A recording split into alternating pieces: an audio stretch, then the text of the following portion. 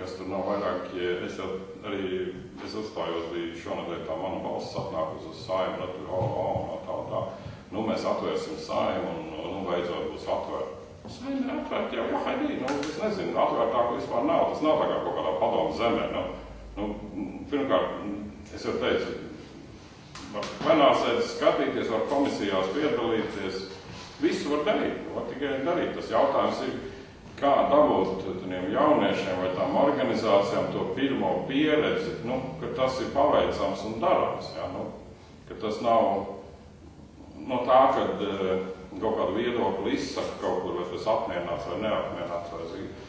Vajag iet demonstrācijās, tas arī viss saprot, tā ir viedokļa paušana. Bet tur ir jānotic, ka tur var strādāt. Vai dieviņās, tur var mierīgi iet.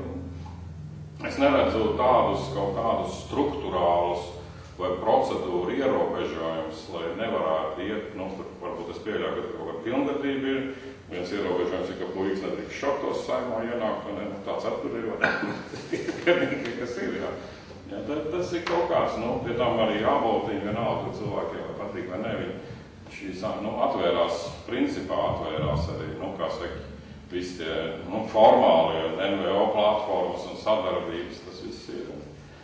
Bet tā ir kaut kāda lielāka, man liekas, problēma visā Eiropā, ka cilvēki sāk mazāk kaut kā uzticēties vai vispār biedroties partijās, un tas kaut kāds noriets meklē kaut kāds, es nezinu, vai tas būs internetu bāzētas iniciatīvas vai kaut kā, bet